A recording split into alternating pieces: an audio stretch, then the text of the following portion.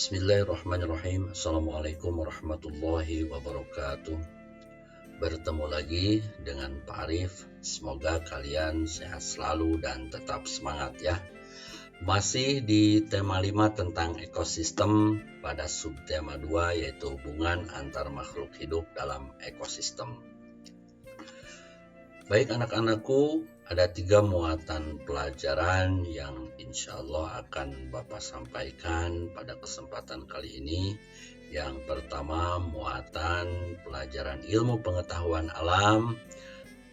Yang kedua, muatan pelajaran bahasa Indonesia.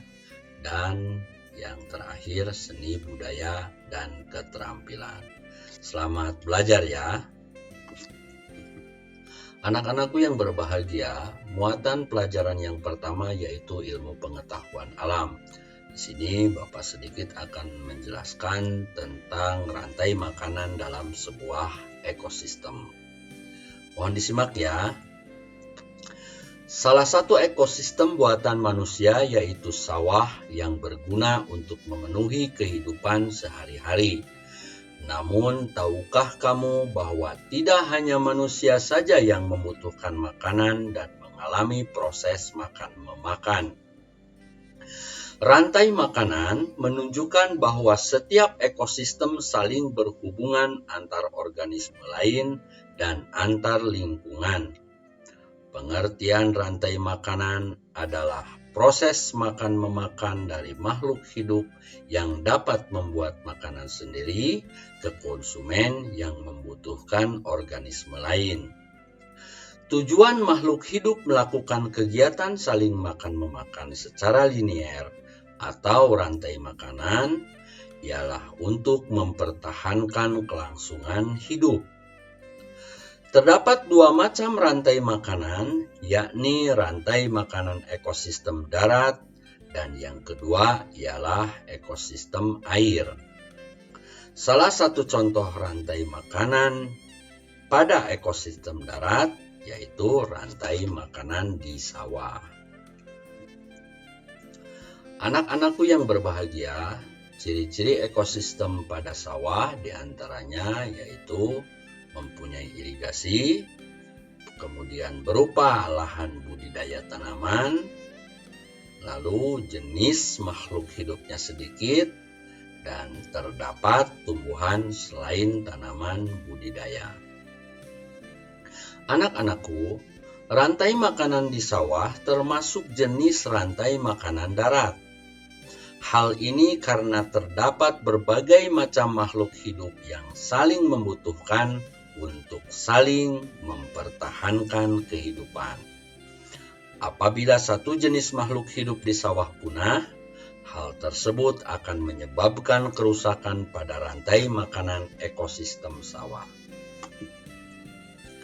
Anak-anakku yang berbahagia, muatan pelajaran yang kedua yaitu bahasa Indonesia.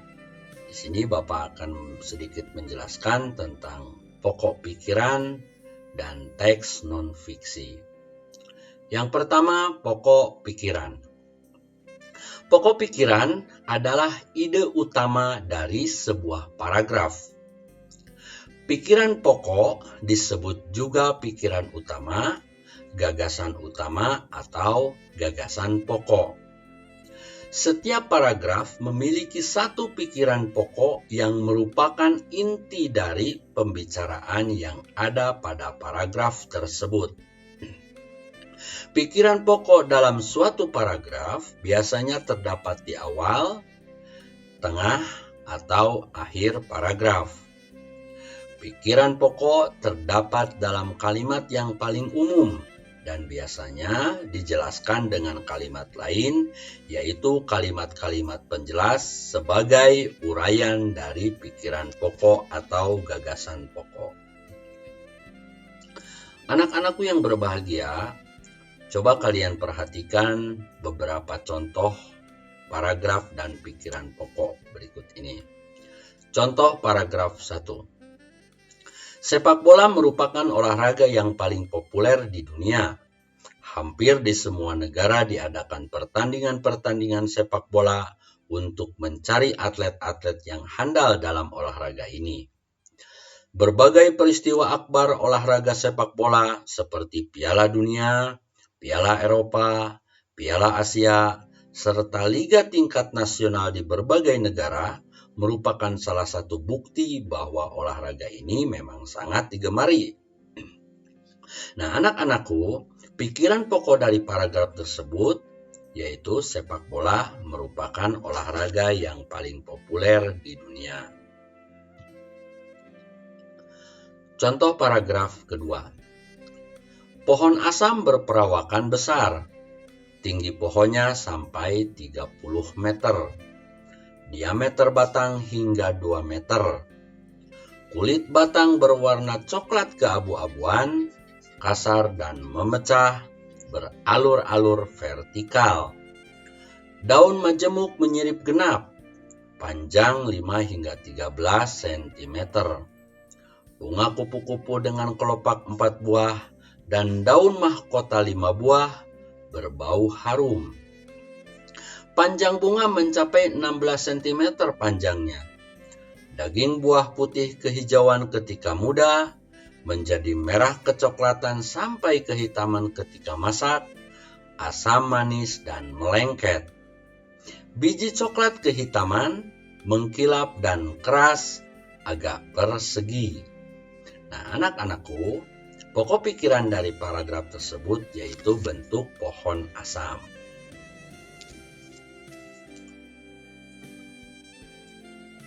Teks non-fiksi. Teks non-fiksi adalah teks yang berisikan hasil pengamatan, data-data, dan fakta, serta bukan hasil imajinasi.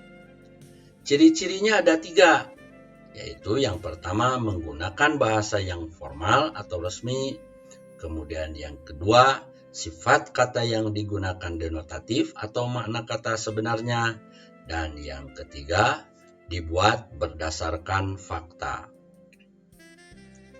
Anak-anakku yang berbahagia, muatan pelajaran yang ketiga yaitu seni budaya dan keterampilan.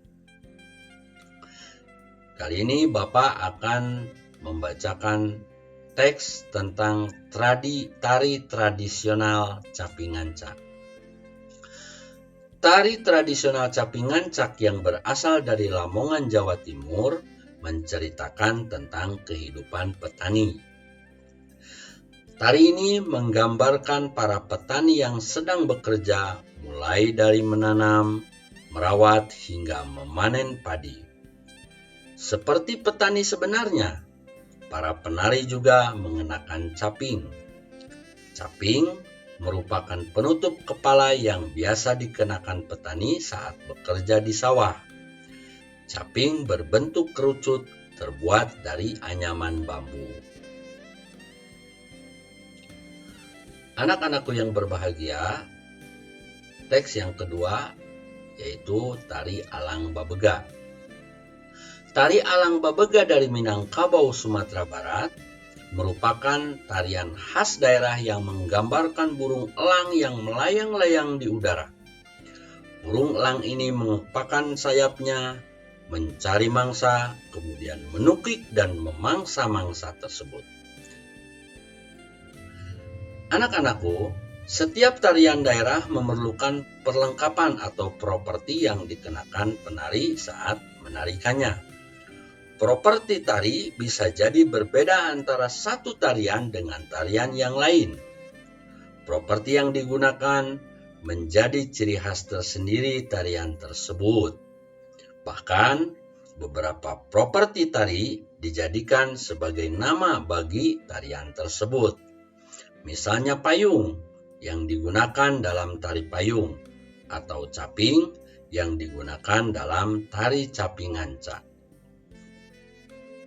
Anak-anakku yang berbahagia, demikian bahan ajar ini Bapak sampaikan. Selalu jaga kesehatan, tetap semangat, dan terima kasih. Assalamualaikum warahmatullahi wabarakatuh.